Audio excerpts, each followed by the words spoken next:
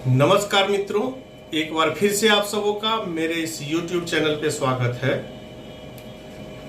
इस चैनल के माध्यम से हम अपने सोसाइटी को दांत से संबंधित अलग अलग तरह के बीमारी, उसके बचाव और उसके उपचार के बारे में सलाह देते हैं। अगर आप लोगों को मेरा कोई भी विचार अच्छा लगे तो उसे लाइक, सब्सक्राइब और शेयर जरूर करें।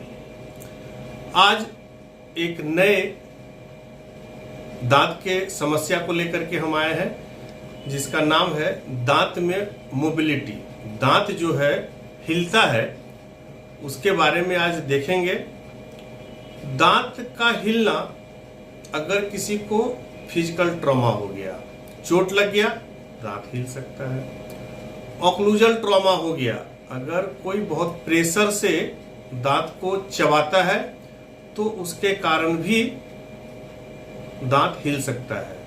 कोई रात में अपने दांत को बहुत कस करके भींचता है, उसके कारण भी दांत हिल सकता है। उसके अलावा जो दांत के सपोर्टिंग स्ट्रक्चर है उसका इन्फेक्शन हो गया तब भी दांत हिलेगा।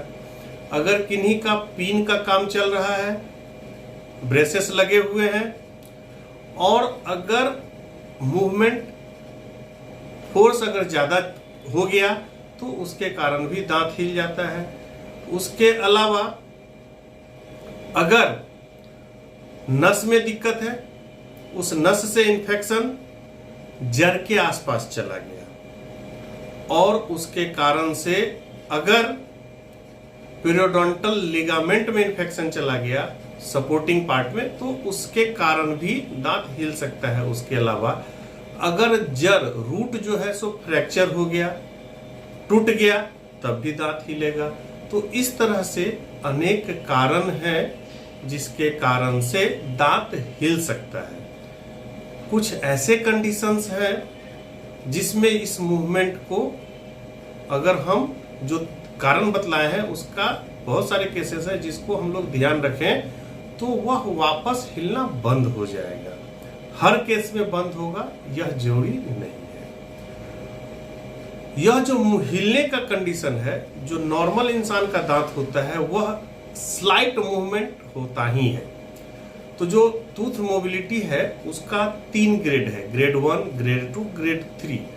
ग्रेड 1 जो मूवमेंट है, जिसको हम लोग स्लाइट मूवमेंट कहते हैं, वह हर लोगों में, हर दांत में होता है। क्योंकि दांत जो है वह सस्पेंडेड होता है सॉकेट में, वह फिक्स नहीं होता है, तो इसलिए वो थोड़ा सा मूवमेंट रहता है। ग्रेड 2 में क्या होता है कि हॉरिजॉन्टली मूवमेंट होता है, लेकिन यह जो मूवमेंट है वह 1 मिलीमीटर से कम होगा, लेकिन जो सामान्य है उससे ज्यादा होगा। ग्रेड 3 का जो मोबिलिटी है उसमें 1 मिली, यह भी हॉरिजॉन्टली मूवमेंट होगा, इसमें 1 मिलीमीटर से ज्यादा मूवमेंट होगा और हो सकता है कि उसमें दांत रोटेटेड भी रहे या हम अगर उसको दबाएंगे तो वह डिप्रेस भी हो जाए।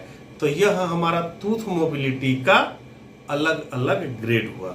कुछ ऐसे कंडीशंस हैं, जैसे मैंने बताया कि मसूड़े का अगर सपोर्टिंग स्ट्रक्चर का समस्या है, अगर आप अपने दंत चिकित्सक से मिल करके उसको दांत को सफाई करवाएंगे और दांत और मसूड़े का ख्याल रखेंगे तो वह समय के साथ मोबिलिटी कम जाएगा। कुछ हैबिट्स मैंने बतलाया, जैसे चबाने का हैबिट, अगर उस हैबिट को ब्रेक किया जाए तब भी जो है सो मूवमेंट कम जाएगा। लेकिन अगर किन्हीं का रूट फ्रैक्चर है तो वैसे केस में आपके दंत चिकित्सक डिसाइड करेंगे, निर्णय लेंगे कि उसे किस तरह से बचाया जाए या दांत को निकालना पड़ेगा। यह आपके क्लिनिशियन, आपके दंत चिकित्सक इवेलुएट करेंगे।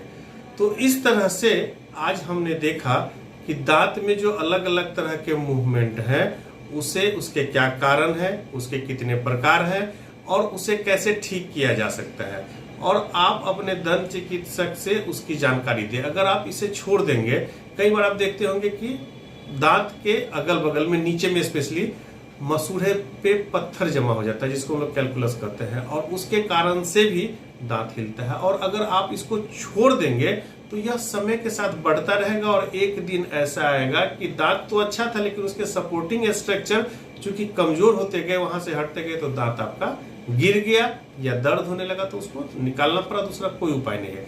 तो समय से इन कारणों को पहचाने, अपने दंत चिकित्सक से सलाह लें और जो उचित कार्रवाई है, जो उचित ट्रीटमेंट है वह लें, आपका दांत का हिलना बंद हो सकता है। धन्यवाद। अगर यह जानकारी आप लोगों को ठीक लगे तो इसे लाइक, सब्सक्राइब और शेयर जरूर करें। धन्यवाद।